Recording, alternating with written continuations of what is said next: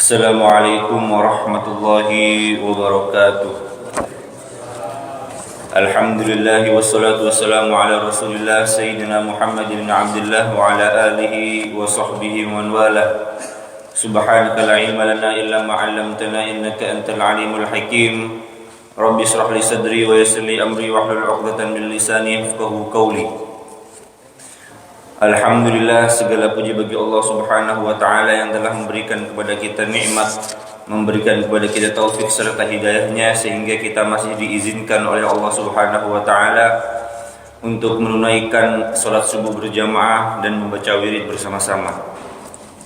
Alhamdulillah, dan juga kepada guru kita bersama Buya Kiai Haji Ghazali Musannif, semoga Allah senantiasa memberikan kesehatan, memberikan kekuatan untuk senantiasa selalu menasihati kita. Pemimpin Abi.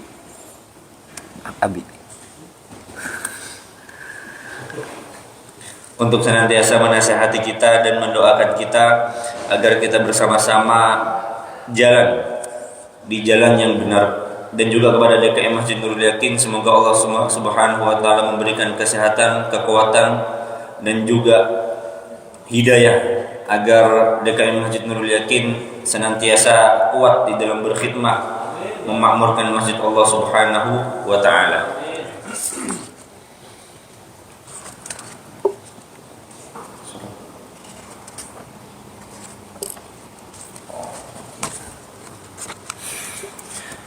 Bismillahirrahmanirrahim. Menjelaskan tentang sholat sunnah.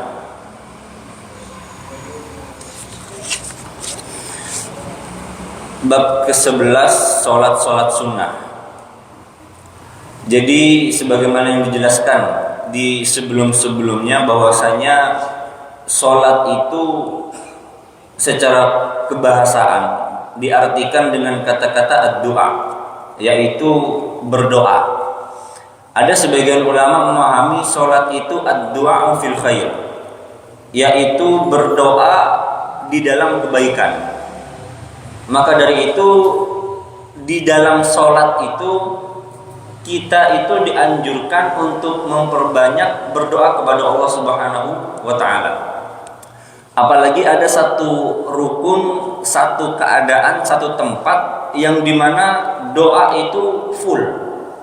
Di antaranya duduk di antara dua sujud. Rabbighfirli warhamni wajburni warfa'ni warzuqni wahdini wa'afini wa'fu anni. Ini doanya banyak banget. Di antaranya Rabbighfirli, ya Allah ampunilah aku. Warhamni, jangan cuman ampuni tapi sayangi aku. Wajburni, dan juga tembel diriku. Tembel di sini maksudnya bisa menembel dosa, bisa menembel segala kekurangan kita. Warfa'ni, dan angkat derajatku.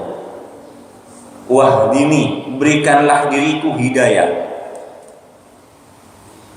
Maka dari itu di dalam sholat itu kita dianjurkan oleh Allah Subhanahu wa taala untuk memperbanyak sholat, untuk memperbanyak berdoa kepada Allah Subhanahu wa taala. Apalagi ada dikatakan ada dua tempat yang dikatakan oleh para ulama, dijelaskan di dalam kitab Mirqatul Mafatih Syarh Mishkatil Masabih yang ditulis oleh Syekh Ali Al-Qari. Beliau mengatakan dua tempat, dua rukun yang Allah paling suka dua rukun tersebut. Suka dalam artian kita itu dianjurkan untuk berlama-lama dan at-taladdud, menjadikan diri kita itu nikmat dan lezat untuk menikmati ibadah tersebut. Dua tempat itu, pertama ruku itu yang pertama.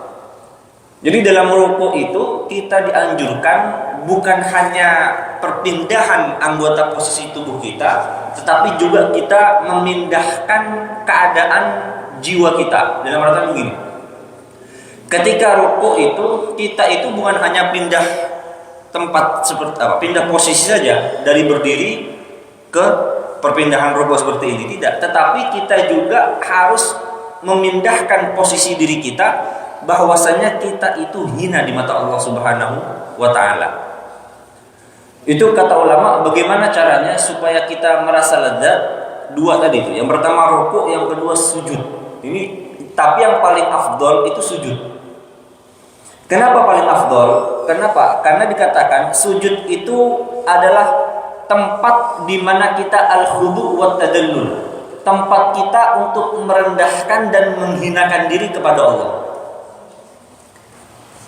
Jadi sujud dan rukuk itu tempat di mana kita menghinakan diri dan merendahkan diri kepada Allah. Karena setiap hari kita kadang-kadang memposisikan diri kita mampu. Padahal kita tidak mampu. Kita membutuhkan Allah Subhanahu wa taala, maka dari itu di saat sholat kita ini harus berlama-lama dan merasakan kenikmatan dalam rukuk dan sujud kita. Di dua ini, rukuk dan sujud. Supaya nikmat, ulama memberikan gambaran, posisikanlah diri kita sehina mungkin di hadapan Allah. Jangan memposisikan diri kita sebagai orang yang alhamdulillah, ana bisa ruku, ana bisa sujud karena sebab keinginan ana. Gak bisa. Ruku dan sujud kita itu merupakan izin dari Allah Subhanahu wa taala. Karena kita tidak bisa ruku. Orang yang ruku dan sujud itu orang-orang yang terpilih oleh Allah Subhanahu wa taala. Karena jarang-jarang orang yang benar-benar menikmati posisi ruku dan sujud. Maka dari itu, kenapa dikatakan sujud itu posisi terbaik dalam sholat? Karena menunjukkan kehambaan kita kepada Allah Subhanahu wa ta'ala. Ini dia. Maka dari itu, ulama menyarankan kita dianjurkan untuk berlama-lama di dalam ruku dan sujud. Ini sholat. Nah, ada sebagian ulama mengatakan ada satu tempat di mana satu tempat tersebut itu kita dianjurkan juga untuk berlama-lama selain rukuk dan sujud. Di antaranya ketika kita membaca Bismillahirrahmanirrahim ila akhirih sampai waladhdallin. Itu kita berlama-lama. Berlama-lama dalam artian apa? Dalam artian setiap ayat yang kita baca dari surah Al-Fatihah, kita paling tidak memahami artinya, maksud daripada ayat tersebut.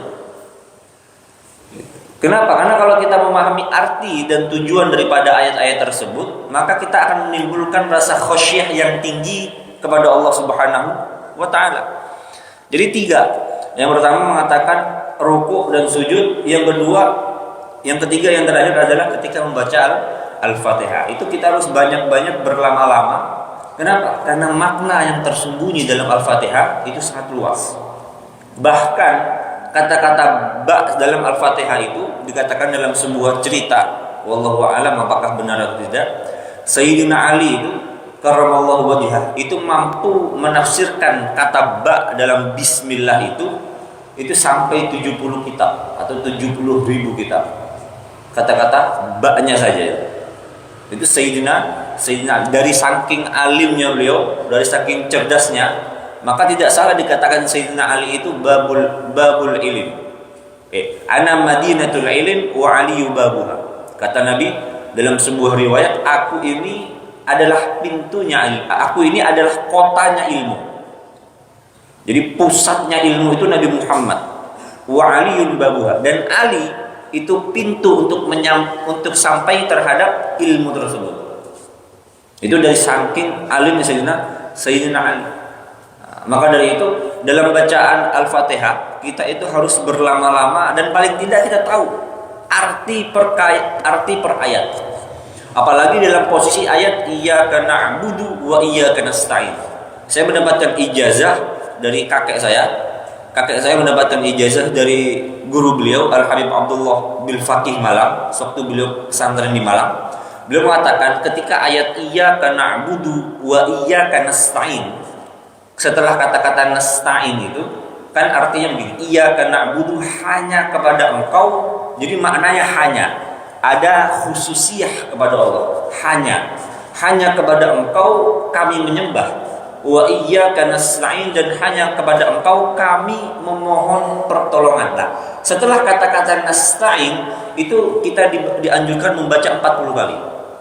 Wa iyyaka nasta'in, wa iyyaka nasta'in, wa iyyaka nasta'in. Itu benar-benar menunjukkan pengharapan kita mohon pertolongan kepada Allah. Jadi iyyaka na'budu wa iyyaka nasta'in, wa iyyaka nasta'in, wa iyyaka nasta'in. Jadi benar-benar dibaca banyak wa iyyaka nasta'in. Jadi tapi bukan berarti ketika banyak 40 kali imamnya sudah sujud kita masih wa iyyaka nasta'in, wa iyyaka, enggak boleh. Itu tidak sah ya, karena mengikuti imam itu wajib. Mengikuti imam itu imamnya, contoh imamnya kunut, kita wajib kunut. Imam tidak kunut, kita wajib tidak kunut. Ngikutin imam. Tapi boleh enggak kita kunut? Boleh-boleh saja. Tapi kalau bisa mengikuti imam. Karena dikatakan dalam sebuah hadis, innama ju'ilal imam liyutamma bih. Imam itu dijadikan di hadapan kita untuk dijadikan sebagai imam, diikuti, liyutamma bih, untuk diikuti. Balik lagi, dikatakan oleh kakek saya itu dalam ayat iyyaka nasta'in itu kita banyak-banyak minta pertolongan kepada Allah. Bilang banyak duit, beras banyak, duit banyak, dan lain sebagainya. Atau ya Rob, semoga cepat-cepat lulus, sebulan, cepat kaji. Ya. Tuh. Jadi banyak-banyak berdoa setelah ayat iyyaka nasta'in. Hanya kepada Engkau kami memohon pertolongan. Itu minta apa saja kita. Karena pada ayat tersebut kita berdoa kepada Allah.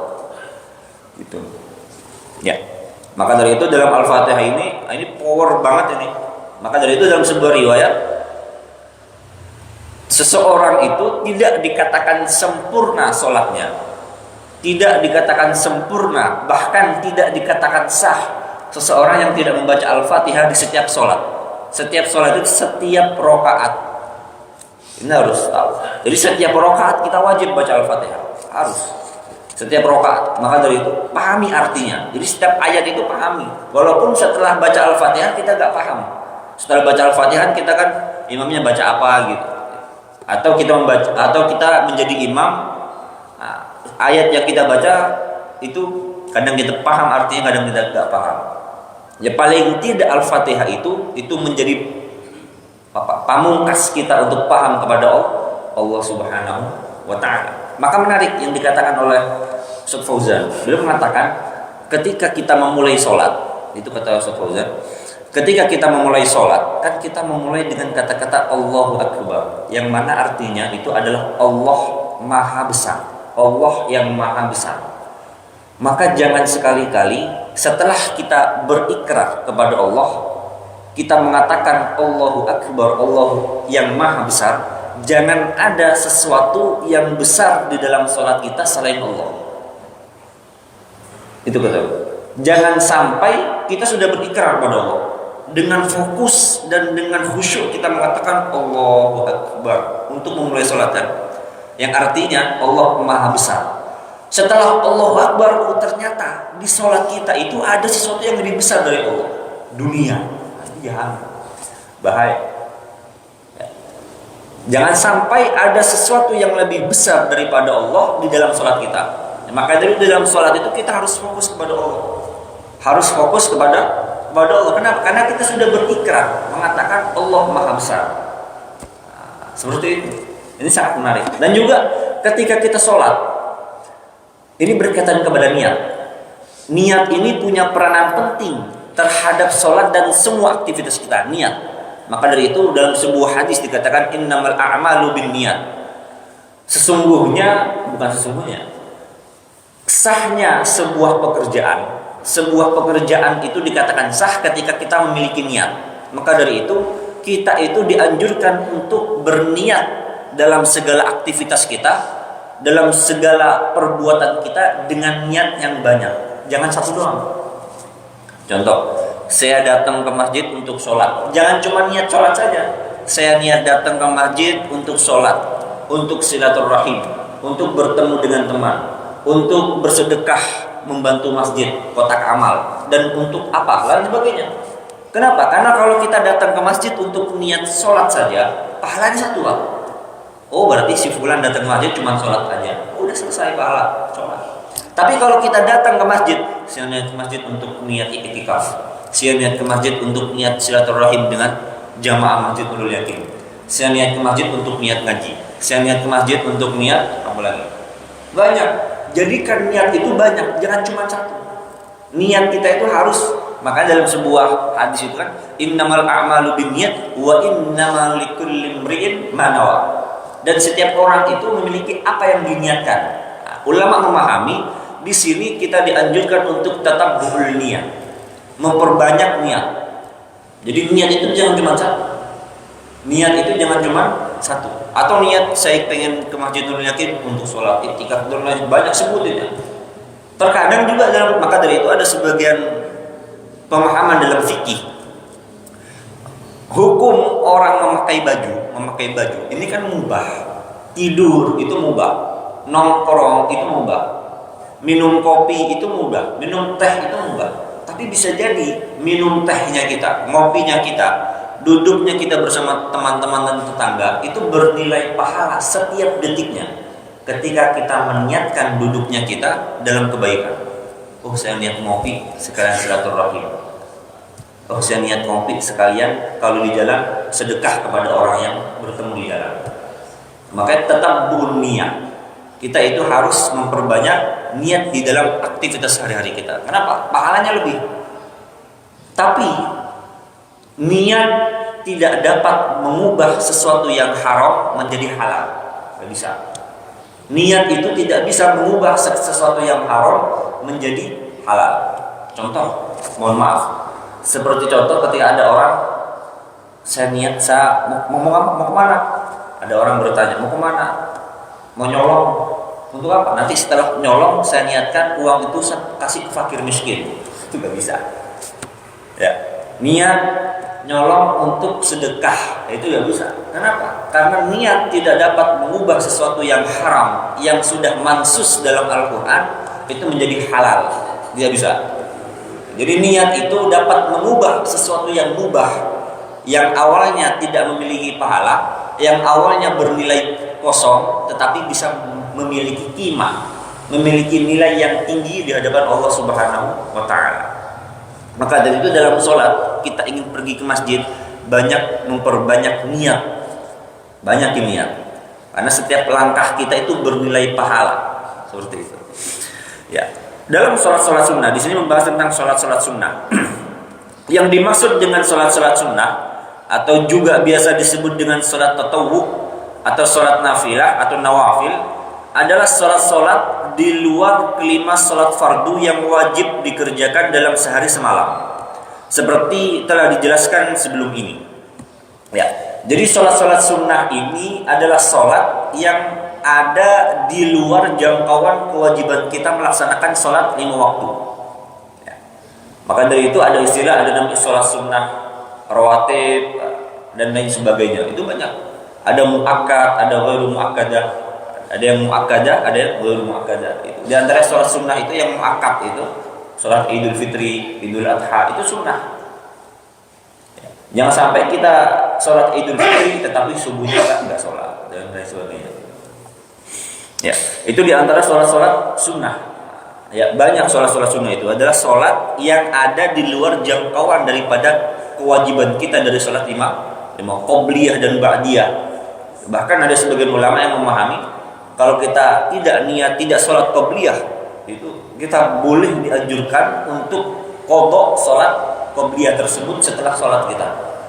Contoh setelah kita lupa sholat subuh tadi tidak qobliyah, kita dianjurkan untuk mengqadha, mengganti sholat kita menjadi selesai sholat subuh. Oh, saya niat qobliyah, itu boleh. Ya. Itu dianjurkan. Kenapa? Karena nilai pahala sholat sunnah itu banyak. Ya. Dan juga jangan dianggap sholat sunnah itu, kalau dalam hukum fikih memang sunnah ini kan segala sesuatu yang kita kerjakan. Jadi sunnah ini ulama-ulama berbeda pendapat, berbeda definisi. Kalau kita masuk dalam kajian ilmu usul fiqh atau ilmu fikih, sunnah ini sesuatu yang dikerjakan dapat pahala, yang ditinggalkan tidak mendapatkan apa-apa. Itu fikih, itu sunnah secara garis besar.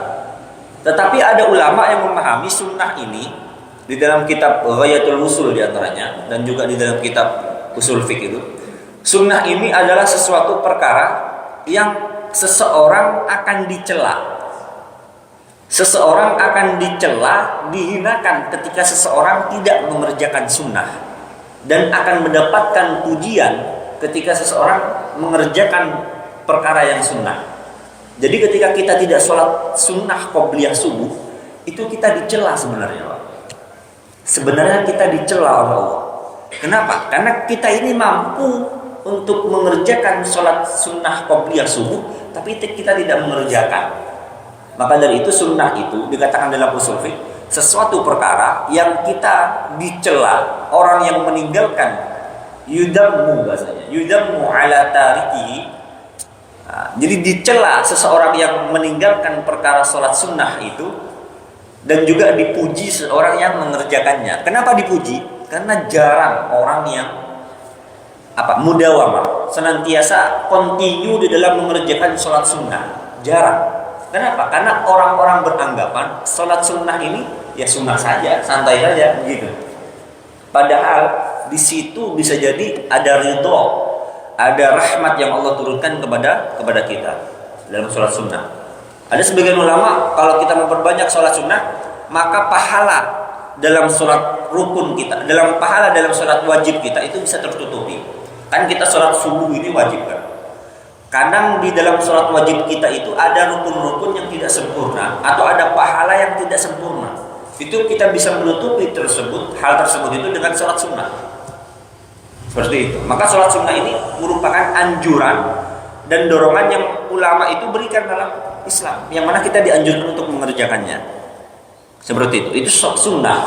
Maka dari itu kita dianjurkan untuk menjaga muhafadzah ala sholat, khususnya dalam as-sunan an-nafilah, seperti itu.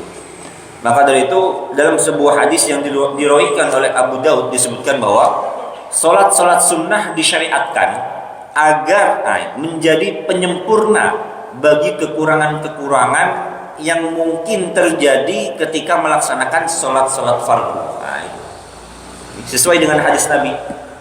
Jadi sholat fardu ini kan kadang kita tidak sempurna dalam mengerjakan.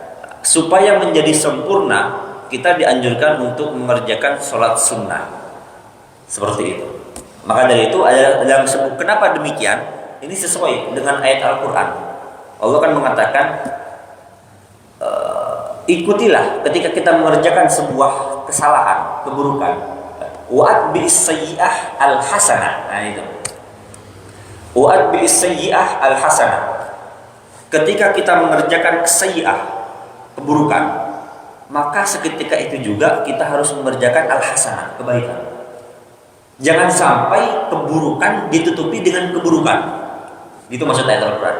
Tetapi itba' as-sayyi'ah, ketika kita mengerjakan sesuatu yang buruk, sholat subuh. Dalam sholat subuh kita banyak berkhayal, kita banyak berimajinasi, kita banyak berfantasi dalam sholat. Dalam artian tidak fokus terhadap sholat kita. Kita tidak fokus terhadap Allah Subhanahu wa Ta'ala. Kita fokus terhadap dunia. Ini kan tidak sempurna sholat kita. Ketika tidak sempurna, ini kan merupakan sebuah as-sayyi'ah, keburukan, kejelekan. Walaupun sholatnya kita itu bagus, tetapi fokusnya kita tidak menjadi bagus untuk kita. Ketika kita tidak fokus dalam sholat fardu, maka ada al-hasanah, yaitu sholat sunnah, supaya menutupi kekurangan ketidakfokusan kita di dalam sholat fardu tersebut. Jadi itba'is sayyi'ah al-hasanah, ikutilah setelah kita melakukan keburukan, kerjakan kebaikan. Ini contoh kalau dalam aktivitas sehari-hari, kalau kita setelah memarahi anak kita dimarahi, kamu itu seperti ini. Setelah itu jangan kita marahin terus, kasih dia kebaikan, supaya dia tahu fungsi daripada orang tua bukan hanya untuk memarahi anaknya, tapi senantiasa menyebarkan kebaikan. Seperti itu. Ini contoh ayah saya, abi saya di rumah itu, saya ini suka sama ilmu, saya ini suka baca. Itu salah satu penyebab saya suka membaca, suka sama ilmu, itu peran orang tua saya. Ini sebagai penutup. Kenapa demikian? Karena orang tua saya itu setiap saya mengerjakan sesuatu, orang tua saya itu sering ngomong seperti ini. Ini contoh kalau saya nyuci piring. Saya nyuci piring, ternyata saya salah. Seharusnya nyuci piring itu seperti inilah. Ini salah. Kemudian ayah saya agak marah. Ayah saya agak marah, langsung mencontohkan nyuci piring itu seperti ini. Kemudian beliau ngomong, oh begitu ya Bi? Iya, kayak gini nyuci piring. Ya, nyuci piring ini nak ada ilmunya. Coba. Nyuci piring ini ada ilmunya.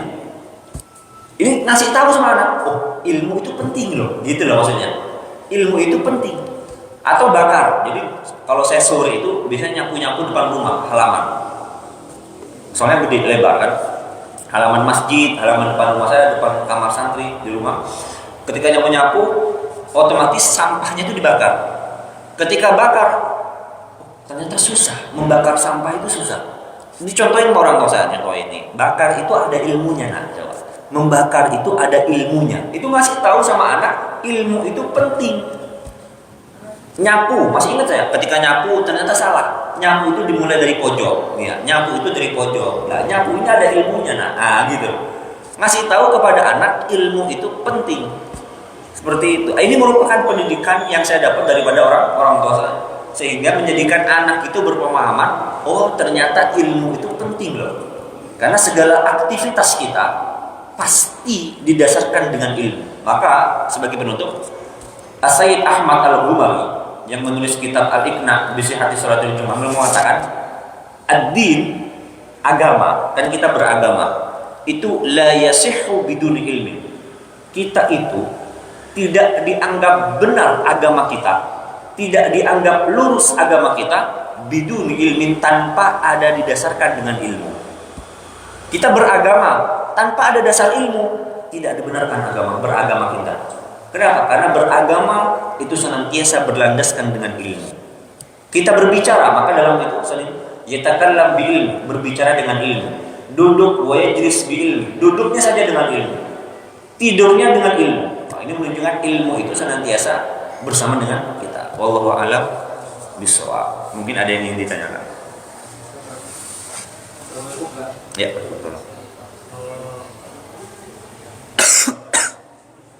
Tadi kan ada doa tidak bisa merubah yang halal menjadi haram menjadi halal. Iya, iya. Ini ada kejadian nyata kan? Iya. Saya punya teman, dia tuh menggadaikan BPKB, dapat pinjaman, tapi kan pinjaman itu kan riba. Saya pernah mengingatkan bahwa itu riba, dosa. Tapi teman saya berdalil bahwa sedangkan Al-Quran mengajarkan kalau makan babi misalkan dalam keadaan yang terpaksa itu boleh kan itu.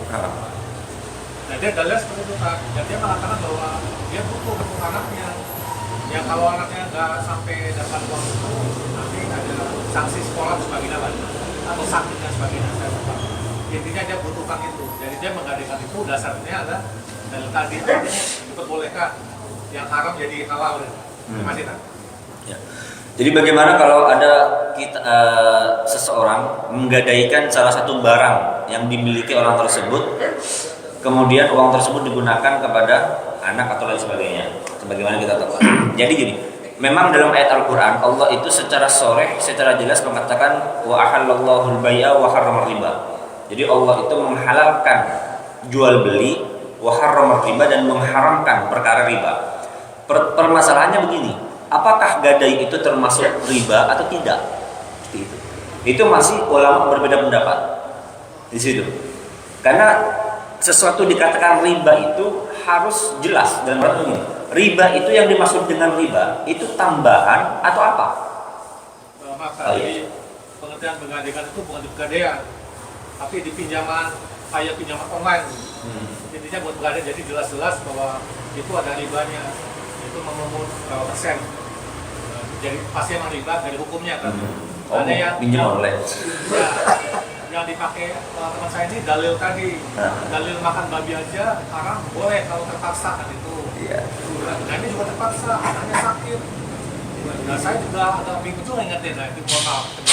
Iya. Kalau kira-kira menggadai, saya juga bingung kok menggadai kok keriba ini kata saya. Karena kita memang dianjurkan untuk bukan. kan ada jadi BPKB misalnya. Iya. Nanti 10%. Nah. Jelas riba kan? Pemahaman saya seperti itu. Oh iya. Iya. Kalau udah menyatakan diri bahwa boleh pinjam tapi harus bayar 10% atau 6%, riba kasih gitu. Yang jadi persoalan bukan situnya, tapi bolehkah pakai dalil makan babi juga hak? Oh, dikiaskan dengan begitu. Ya, betul. Oh gitu. Maksudnya Iya iya. itu bagaimana? Padahal terpaksa. Iya. Kalau enggak anaknya mungkin kan sakit, sebagainya. Nah, itu berbeda ya kalau dikiaskan. Jadi begini, dalam kias itu ada metode. Makanya dalam ilmu yang paling sulit dalam usul fiqh itu ilmu kias. Karena kias itu kita itu mengembalikan hukum far' ke hukum asal. Maka kias itu raddul far'i ilal asli, mengembalikan hukum far' ke asal. Contoh bir bintang itu dalil secara nas gak ada dalam Al-Qur'an, ini contoh. Kemudian kenapa haram? Karena dikiaskan dengan asir, dengan perasan kurma, perasan anggur yang menyebabkan hilangnya akal. Itu dikiaskan, itu bisa menjadi haram. Lah, cuman bagaimana dengan perkara tadi? Dengan itu dikiaskan kepada babi itu beda. Kalau babi memang itu nas dalam surah dalam Al-Qur'an. Daging babinya itu memang haram. Daging babinya. Jadi daging babinya itu haram. Dan memang boleh kita makan, boleh kalau memang tidak ada apapun. Contoh, ada ular sama babi, kita makan ular aja. Kenapa? Karena ular itu tidak nas dalam Al-Qur'an. Babi itu nas. Jadi dan juga dalam masalah itu ada dhawabit, ada ukuran. Maka dari itu Syekh Ramadan Al-Buti mengatakan dalam kitabnya, di dalam kitab Dhawabitul Maslahah, itu tidak semua kemaslahatan yang kita anggap masalah itu boleh. Kadang kita menganggap oh ini masalah, oh enggak, dalam Islam masalahnya kita itu tidak dianggap sebagai masalah oleh Islam. Itu klaim masalahnya kita, bukan masalah dalam Islam. Oh karena anak saya itu lapar gitu, kalau nggak gini-gini baru dikatakan ini masalah. Enggak. Jadi ada alasan, jadi pertimbangannya banyak. Kalau dalam urusan pinjam uang online seperti bagaimana, dilihat dulu dalam, kan biasanya kalau online itu atau pinjam-pinjam yang lainnya itu biasanya kan ada keterangan. Nanti kelebihan ini kelebihan daripada uang tersebut atau memang daripada membayar administrasi atau bagaimana kelebihan tersebut. Itu harus diperjelas. Kalau kelebihan tersebut itu untuk administrasi dan lain sebagainya, kita minjem uang ke orang, otomatis kita merugikan orang tersebut ke sebuah lembaga.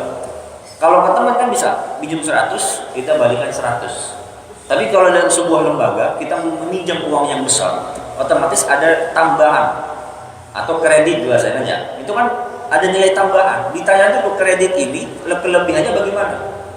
Ini saja ulama udah berbeda pendapat. Apakah dalam kredit atau dalam pinjaman online bunganya ini dikatakan riba atau tidak? Gitu. Boleh dikatakan riba ketika sudah benar-benar diantaranya itu yang sudah pasti itu, ketika memberikan mudarat kepada kita. Makanya dalam konsep beribadah ada namanya kaidah-kaidah fikih, la darara wa la dirar. Kita itu diantaranya tidak boleh la tadur nafsak, jangan kita memberikan mudarat kepada diri kita, dan juga wala tadur ghairak, dan juga tidak boleh memberikan mudarat kepada orang lain. Ini konsep dalam Islam ini. Jadi kalau urusan dikiaskan kepada itu nggak boleh. Itu kiasnya itu kias ma'al farid, kias antara makis dan makis alaih batal. Gitu. Itu nggak bisa seperti itu. Adakah sejarah mengenai dalil babi haram boleh dimakan dalam kata kasar? Ada nggak kisah-kisah yang menjelaskan tentang itu? Itu kasusnya bagaimana gitu? Kalau ada orang sih kadang-kadang ya kalau di hutan misalnya nggak ada makanan apa-apa daripada mati, ya udah makan babi yang ada, babi hutan. Tapi itu saja yang saya dapatkan. Tapi ya, itu kan kejadian di hutan yang mungkin jarang terjadi ya. Nah, dalam kehidupan sehari-hari apakah itu dalil itu bisa diterapkan nggak? Bisa. Contohnya bagaimana? Ya kalau contoh cerita ulama bagaimana mereka makan enggak, belum dapat saya. Cuman kalau dalam kajian fikih itu boleh. Tetapi ad-daruratu tubihul mahdhurat. Kemudaratan itu dapat menghalalkan sesuatu yang haram. Yang haram, darurat ya. Tapi masalahnya kita itu sudah dianggap darurat tidak, gitu loh. Posisi kita itu dianggap darurat tidak. Jangan kita masih bisa hidup besok makan babi sekarang. Nggak bisa. Jadi benar-benar darurat itu ketika efeknya kita setengah jam lagi kita mati. Nggak ada makanan apapun kecuali babi, itu boleh. Tetapi biqadriya, dengan kadarnya. Jadi jangan makan babi sampai kenyang, sekedarnya aja. Gitu. Itu pun kalau nggak ada apapun lagi. Gitu. Jadi benar-benar kalau benar-benar dalam keadaan yang sempit sekali, jadi nggak ada apapun kecuali babi dan babi gitu. Itu boleh. Karena semua hal itu boleh sebenarnya kalau darurat. Tetapi daruratnya diukur dengan takaran yang sesuai, tidak boleh berlebihan. Wallahu a'lam bishawab. Mari kita tutup bersama-sama. Bismillahirrahmanirrahim. Alhamdulillahirabbil alamin hamdan yuwafi ni'amahu wa yukafi mazidah. Ya rabbana lakal hamdu kama yanbaghi li jalalika wa wajhika wa 'azimi sultanik. Allahumma shalli wa sallim ala sayyidina Muhammadin wa ala ali sayyidina Muhammad. Allahumma ij'alna min ahlil khair. Allahumma ij'alna min ahlil khair wa an tu'amilana mu'amalatika ahlil khair. وأن تحفظنا في أجالنا وأنفسنا وأهلنا وأصحابنا وأحبابنا من كل فتنة وبؤس وضيق إنك ولي كل خير متفضل من كل خير معطي كل خير برحمتك يا أرحم الراحمين ربنا آتنا في الدنيا حسنة وفي الآخرة حسنة وقنا عذاب النار وصلى الله على سيدنا محمد وعلى آله وصحبه وسلم والحمد لله رب العالمين. السلام عليكم ورحمة الله.